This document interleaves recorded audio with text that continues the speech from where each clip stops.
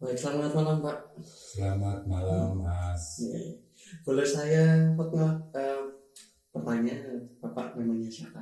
Untuk perkenalkan diri begitu. Oke, nama saya Bapak Budi Aryoko. Iya. Baik Pak. Nah di sini saya akan tanya dikit ya Pak seputar kan rekamannya Bapak kan lumayan gitu ya, Oke. lumayan banyak dikenal di masyarakat gitu. Iya. Nah mungkin bisa dimulai dari latar belakangnya Bapak Budi Haryono begitu. Ya, latar belakang saya sebagai wira swasta, Oh, ya, swasta. pekerjaan wira swasta. Iya, iya, iya. Nah, kan Bapak kan di sini wira swasta gitu ya, kan Iya. masyarakat umum gitu ya, Iya. pada umumnya begitu. Nah, ini kan juga saya dengar tuh Bapak Widyawan itu mencalonkan diri begitu ya, calon legislatif begitu. Nah, itu tuh Bapak itu apakah diajak atau karena keinginan pribadi atau bagaimana? Oke, Mas, begini ya. Kan berhubung saya itu kan sebagai ketua PAC wilayah Tegalrejo, otomatis saya sebagai ketua PAC mendapat jatah untuk menjalankan diri, ya ibarat menjalankan diri, tapi kan setiap sebagai ketua PAC memang ditugaskan untuk maju sebagai calon anggota DPRD. Begitu, Mas. Begitu, oke. Terus kan itu kan naik masuk gitu kan pasti ada tujuannya gitu Pak. Nah tujuan dari Bapak itu seperti apa kira-kira? Ya, tujuan saya keinginan maju sebagai anggota dewan itu ya saya berpikiran dalam masyarakat itu kan masih banyak yang membutuhkan uluran tangan. Dalam artian uluran tangan itu kan apa ya, untuk menjembatani program-program dari pemerintah. Mungkin masyarakat yang belum tahu jalannya untuk mendapatkan hak-haknya masyarakat ke pemerintah, contoh seperti PIP, terus untuk bantuan-bantuan yang lainnya itu mungkin masyarakat kan belum pada banyak yang tahu. Mungkin dengan adanya itu saya juga punya keinginan ya mau maju menjadi dewan karena termotivasi itu. Termotivasi. Berarti itu alasannya juga kenapa gitu ya Pak, untuk menjembatani masyarakat. Nah untuk itu kan pasti kita harus perlu cara nih Pak. Caranya itu kalau dari Bapak Widyawan sendiri seperti apa? Ya caranya kita ada pendekatan ke masyarakat, apa yang menjadi keluh kesah masyarakat, apa yang menjadi keinginan masyarakat, ya kita pendekatan dari istilahnya dari pendekatan individu gitu. Nanti kita biar kita tahu apa istilahnya, kita mengetahui masyarakat, keinginan masyarakat itu kayak apa gitu loh. Gitu. Oh ya baik kalau begitu. Nah itu kan karena itu pasti harus ada banyak persiapan gitu ya. Nah itu untuk mempersiapkan cara untuk bisa gitu ya jalan dengan tujuan itu tuh bagaimana? Strateginya dari Bapak Widyawan sendiri? Kalau caranya itu ya kita kan juga ada pekerjaan dengan timnya itu kan, nanti kita komunikasi sama tim, juga pendekatannya per wilayah. Saya kan sebagai ketua PAC wilayah Tegalrejo, otomatis saya juga mengampu Tegalrejo itu punya 4 kelurahan, Tegalrejo, Krica, Bener, dan Karangwaru lah. Kita kan dalam 4 kelurahan itu ya kita banyak wilayah mana yang sekiranya masyarakat yang memang masih membutuhkan uluran tangan, dalam artian uluran tangan untuk apa ya, untuk penjembatan program-program ke masyarakat begitu. Oh gitu, kalau begitu. Nah berarti itu apakah jadi bagian harapan dari Bapak Widyawan itu, karena saya merangkum gitu ya Pak, dari garis besarnya itu adalah untuk melayani masyarakat begitu ya Pak. Yeah. Nah untuk melayani masyarakat itu apakah Bapak itu dengan terjun langsung, atau Bapak memiliki tim untuk ya bertemu dengan masyarakat, diinformasikan dengan Bapak akhirnya datang begitu atau Ya, kita juga membentuk tim, dalam artian kita membentuk tim itu dalam artian mana masyarakat dulu, tim itu turun dulu di lapangan. Nanti kalau memang di sana Pak, otomatis saya harus memang terjun di situ, face to face ketemu masyarakat langsung. Kita tidak sepenuhnya juga tim yang bertemu gitu loh. Cuma tim itu sebagai penjembatan untuk di mana titik-titik yang membutuhkan. Nah, dari itu juga kan biasanya kan karena ini juga sudah mulai prosesnya juga ya Pak, untuk mengenal masyarakat. Ya. Itu rata-rata respon dari masyarakat itu bagaimana Pak dengan Bapak Widhi Haryokoso ini? Ya, sebatas kita ada komunikasi, kita masyarakat juga ada respon yang bagus, bisa menerima dengan program-program itu.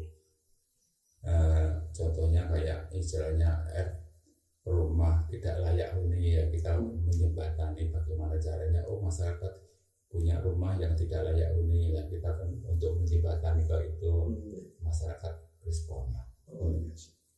Nah, apakah dari tujuan tadi Pak yang dijelaskan oleh Pak Widhi Haryokoso itu juga menjadi bagian dari visi misi Bapak begitu selama ini gitu ya mungkin? Ya, itu memang bagian dari program saya ke depannya. Berarti mungkin bisa diperjelas tidak Pak untuk visi misinya seperti apa mungkin biar masyarakat juga bisa mengenal begitu. Kalau visi misi yang jelas itu saya sebagai masyarakat, kita peduli sama pendidikan, ya kita bagaimana caranya kita juga mau mengentaskan pendidikan anak-anak yang keluarga tidak mampu, pada intinya kayak begitu. Terus mungkin masalah kesehatan, ya nanti pemerintah sudah ada program BPJS, tapi kan mungkin masyarakat yang awam mungkin belum tahu bagaimana caranya memproses BPJS lah itu, makanya kita juga menjembatani itu program-program saya. Seperti itu. Nah, biasanya kan kalau orang mau buat program kan punya moto nih Pak. Moto dari Bapak Widhi Haryokoso seperti apa mungkin? Moto saya ya istilahnya saya ingin mengentaskan kemiskinan dan mengentaskan pendidikan anak-anak yang tidak mampu. Itu utamanya gitu. Karena itu kan dekat lekat, mungkin ini sangat lekat dengan SDM ya Pak. Ya. Nah, berarti kalau itu bisa dibilang apakah filosofinya berdasarkan dari untuk pemajuan SDM atau bagaimana? Ya, itu bagian dari untuk memajukan SDM, sumber daya manusianya. Begitu. Menarik ya berarti Pak untuk ini. Ya, mudah-mudahan untuk kedepannya, insya Allah nanti memang kalau Tuhan mengizinkan, ya itu bagian dari program apa yang menjadi pemikiran saya. Baik gitu. Nah kan tadi kan sudah nih Pak ya, jadi moto tadi ada, visi misi ada, tujuan pun ada. Kalau dari Bapak Widhi Haryokoso sendiri, itu untuk mensinkronisasikan itu akhirnya jadi suatu tindakan yang dieksekusikan itu sudah ada mungkin plannya begitu.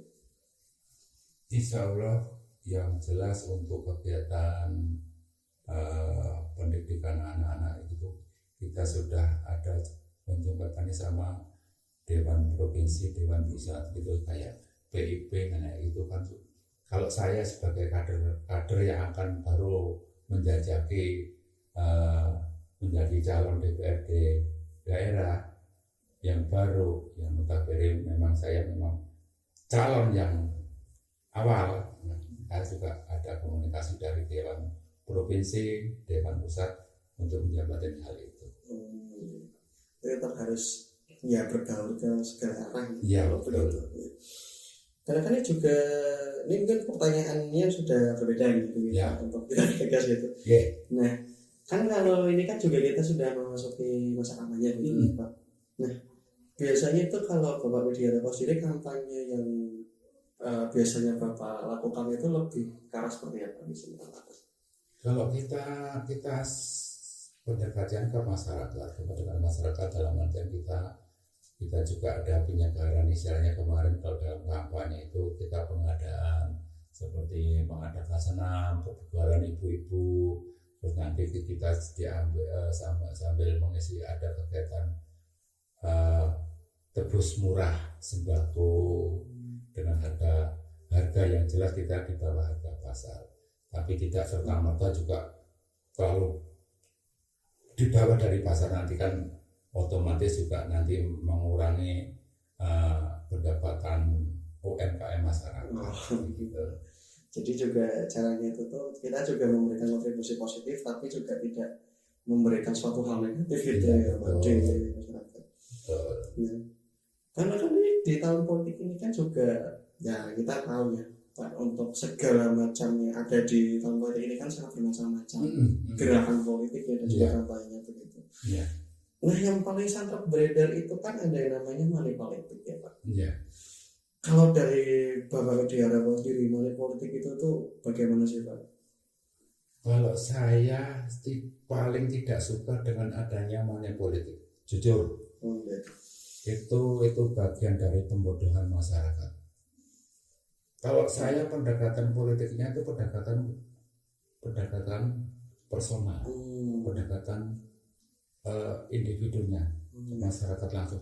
Kalau politik uang, saya orang yang paling tidak suka. Coba jenengan Anda contoh, saya beri contoh. Anda tak kasih uang 200.000, apakah Anda mau? Tergantung situasinya mana? Kalau Anda mau, berarti saya beli 200.000 dalam waktu 5 tahun. 5 tahun dibagi 12 bulan. Berapa Anda menerima? Tidak sampai. Nah, apakah cuma sebatas itu Anda? Ya, betul. Kalau saya pendekatan programnya itu program 5 tahunan. Kita bagaimana berkolaborasi sama masyarakat untuk 5 tahun yang ke depan. Tidak cuma sesaat uang 200 atau 250.000. Begitu Mas. Baik. Berarti di sini dari Bapak Widiara sendiri lebih memilih untuk tidak mau tahu dengan yang namanya money politik dan sangat anti sekali dengan money politik. Iya betul. Dan berarti di sini juga Bapak Widiara sangat mendukung namanya politik bersih dan netral juga gitu ya. Ya, insya Allah. Ya baik. Kalau begitu karena banyaknya ini ya persaingan gitu kan dari berbagai macam partai politik gitu ya Pak, dan juga mungkin calon gitu. Iya. Ya banyak kan kita masyarakat kan mendengar berita-berita buruk yang ada yang seperti menjatuhkan, ada juga yang terlalu berlebihan begitu. Kalau dari tanggapan Bapak Widiara sendiri bagaimana? Kalau menurut pendapat saya itu kalau bagian yang menjatuhkan itu bagian dari spirit saya untuk lebih cerdas dan lebih maju lagi untuk pendekatan ke masyarakat. Bagaimana caranya kita juga ada istilahnya dalam pertarungan, ibarat pertarungan kita memenangkan, tapi memenangkan hal yang positif. Begitu Mas. Begitu. Baik. Terus ini sebagai pertanyaan tertutup juga nih Pak. Dari segala macam medan politik yang ada di sini, apakah Bapak Widiara dalam hal ini bersungguh-sungguh untuk sesuai dengan apa yang Bapak ajukan gitu kan? Kan di sini dikatakan visi misi, moto dan juga tujuan kan sudah jelas. Apakah di sini Bapak Widiara akan misalnya terpilih dan di kemudian hari akan mengajukan kembali, apakah terdapat program baru yang akan dilaksanakan kembali atau malah ada peningkatan lebih begitu? Ya, insya Allah saya istiqomah dan untuk kedepannya saya akan sebisa mungkin akan lebih baik dan ada peningkatan yang lebih maju lagi. Begitu Mas.